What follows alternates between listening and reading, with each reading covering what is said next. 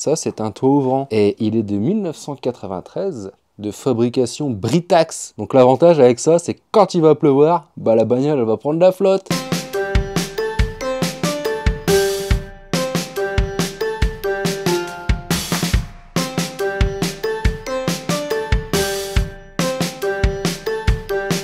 C'est messieurs, dames, bonjour. Et pour les abonnés, ça case les bros. On se retrouve aujourd'hui avec la belle Super 5. On continue le projet d'une vie. Non, le projet de quelques semaines. Je ne veux pas y passer toute ma vie sur cette bagnole, ça c'est sûr. Alors logiquement, le toit ouvrant, il a trouvé sa place et il viendra ici, tu vois. On va dire qu'il va être aligné par rapport au montant. Donc on va devoir découper le toit. Ça s'annonce palpitant encore cette vidéo. J'ai tenté de faire des mesures, de calculer pour trouver exactement l'endroit parfait au millimètre en utilisant le théorème de Pythagore. J'en suis arrivé à la conclusion que je vais y aller au talent parce que rien n'y fait. Je t'explique pourquoi. Le haut du toit, la casquette là devant, bah elle est vraiment en forme de casquette, la forme d'une arche si tu préfères, ce qui fait que tu peux pas prendre une mesure de là à là, de là à là, tu vois, c'est pas possible. Et ici c'est droit, sauf que c'est bombé. Donc il met dans l'incapacité intellectuelle de pouvoir prendre une mesure correcte. J'ai néanmoins réussi à trouver le centre. Vu que le cadre, il y a une vis de centrage, je me suis servi de ce trou. Maintenant, qu'est-ce que je vais faire? Bien, c'est pas compliqué. Je vais mettre du scotch pour le tenir. Et ouais les mecs, ne soyez pas impressionnés par tant de dextérité. J'aime énormément Ian Roussel, qui live aux États-Unis de l'Amérique. Ce mec est un génie. J'aimerais un jour pouvoir l'égaler. Dans tous les cas, lui, il se sert principalement de ça, là. Et il arrive à voir de loin si c'est aligné. Là, je suis pas mal. Et là, je vois que je bifurque légèrement. Mais légèrement vers le haut. Voilà, là, c'est bien droit. Maintenant, je vais regarder de l'autre côté. C'est plus ou moins droit. Bon, tu t'en apercevras peut-être pas à la caméra parce que déjà la GoPro elle a tendance à faire un fish eyes, un œil de poisson pour les non-anglophones, ce qui fait qu'elle arrondit forcément la vision. Donc quand je regarde comme ça, il faut regarder de loin normalement. Pour tenter de trouver une certaine cohérence, je peux prendre mon mètre et vérifier comme ceci. À vue de mon œil, j'ai à peu près 15,1. Ici, et là j'ai à peu près 19,6. 15,1, 19,6. Bon, écoute. Pour moi, il est dans l'axe, il est centré, il est machiné. Là, je suis en train de tracer, ce sera définitif.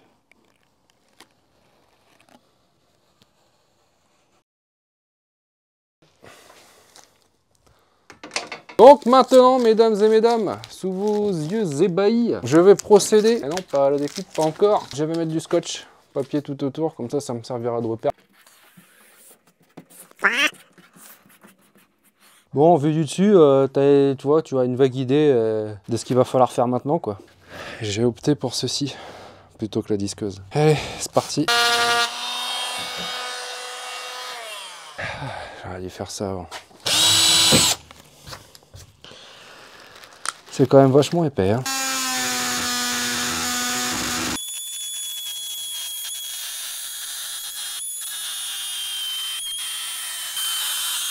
Pour l'instant, c'est pas trop mal.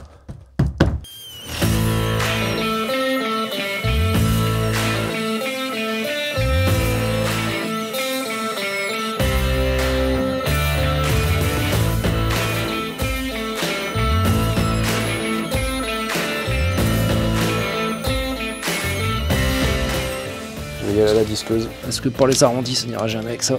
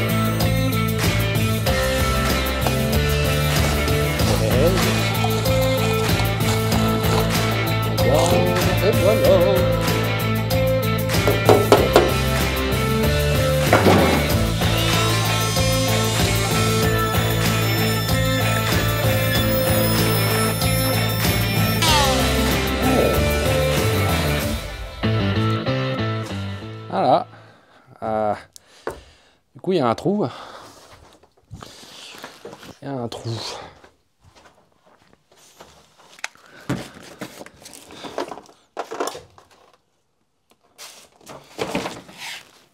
Regarde, j'ai fait péter les plombs. Qu'est-ce qui se passe? Lumière! Pourquoi ça a pété là? Ah bah génial! Ah, attends, le frigo il fait péter les plombs maintenant. C'est la prise. Oh le malheur. Lumière! Qu'est-ce que c'est ce délire là? Je réessaye une fois, puis si ça repète, c'est que c'est la prise. Attention, je m'apprête à rebrancher le frigo. C'est parce qu'il y a trop de bière dedans. Bon, ça refonctionne. Qu'est-ce que c'est que ce délire? Mais qu'est-ce que c'est? Ah, bougez pas, je reviens, j'ai un problème électrique là. C'est le câble, bon c'est le câble, c'est pas le frigo. Rachète une... Bon bref. Alors j'en étais où? Alors je veux mettre le cadre pour m'assurer qu'il rentre déjà. À mon avis non, parce que vu que j'ai vu un petit peu plus court, il va falloir raboter. Ouais, il va falloir raboter sévère même. Là j'avais vu vraiment très court. Hein. Alors c'est même plus du rabotage, c'est de la redécoupe. Putain mais merde. Ouah, putain, quel abrutus.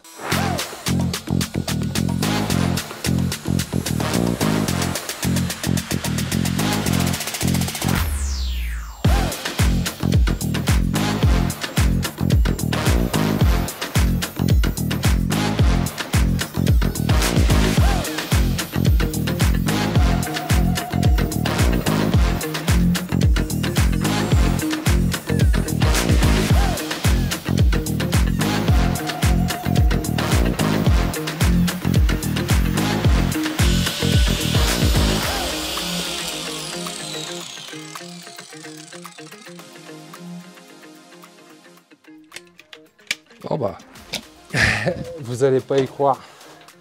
Après le compteur qui claque, c'est cette machine de merde qui vient de rendre l'âme.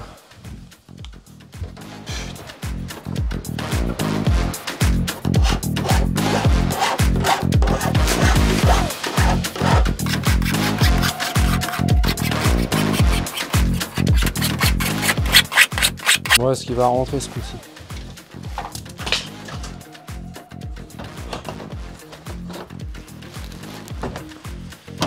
Ouais.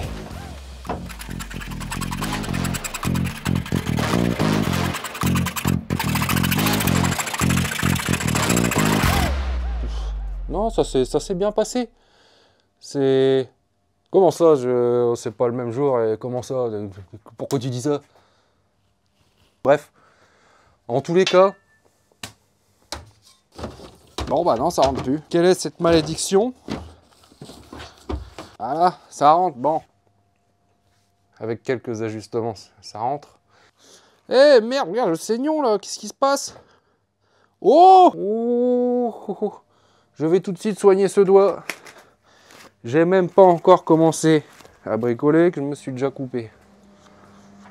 Et je me suis arraché un gros bout de doigt. J'ai une hémorragie. Je suis guéri.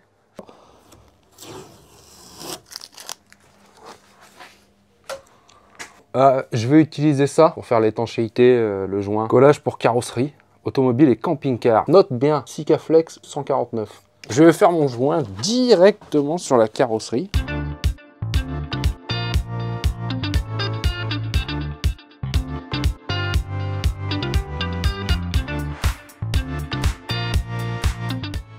Bon, voilà, j'ai pris mon cadre alu et je vais venir tout simplement le mettre du bon côté. Voilà.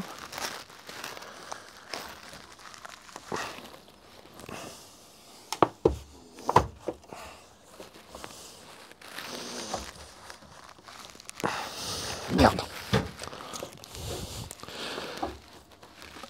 Ah, putain, voilà.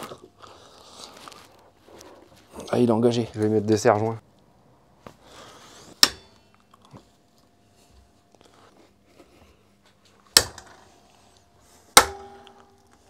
Donc mes différents serre-joints et pincettos vont aider à maintenir la forme et à ce que le joint se fasse correctement.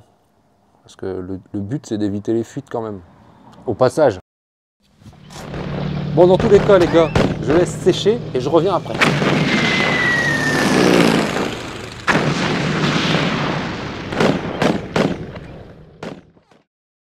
Et maintenant, et sous vos yeux ébahis, ainsi que sous le regard malicieux de notre expert des travaux finis, nous allons installer définitivement le toit ouvrant. Je vais utiliser de la colle à pare-brise. Je vais mettre un petit activateur pour tenter d'activer. Je ne sais pas si c'est comme ça qu'on fait. Et je m'en fous. C'est ma Super 5. Et si j'ai envie qu'elle prenne l'eau quand il pleut, bah c'est mon problème. Donc je mets mon petit activateur. Donc je vais foutre une dose de colle à pare-brise. Ah, c'est pas de la colle à pare-brise, c'est de la colle à tout faire.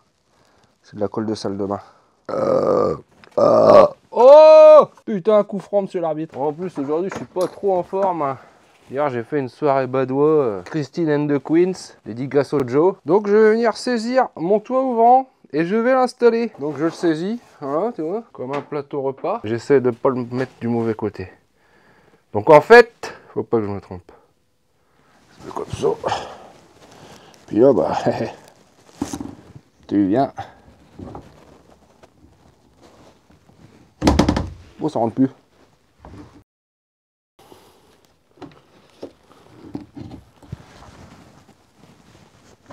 Hop. Ah, ça remonte, c'est pas bon. Ça gondole. Ça gondole comme les gondoles à Venise, ma bonne couille. Alors, ça va pas du tout, ça. Encore une technique que personne ne connaît et que tout le monde va m'envier. Ça ne sert à rien. Autre technique. Est-ce que ça va passer si j'y mets une pince? Oui, ça passe. Ben voilà, ça appuie le tout. Monsieur l'inspecteur, veuillez m'excuser. Hein, j'espère que ça vous ravit. Vous m'en direz des nouvelles. Vous me laisserez un commentaire. Hein. Ah, ça remonte aussi, ça fait chier la bite là. Pourquoi ça fait ça? Oh, ah oui, ça, si, ça appuie quand même. Alors, vous voyez, monsieur l'inspecteur, n'êtes pas déçu, hein? Bon, il faut que je fasse un joint là. Oh là là, le désastre! Le désastre, Mazette! Ça fait vraiment joint de salle de bain, c'est abusé. Putain! Horrible ce que je viens de faire! Non, je l'étale encore plus, putain! Ma belle peinture! Ah ouais, là, ça fait vraiment salle de bain. Putain de merde, je suis dégoûté.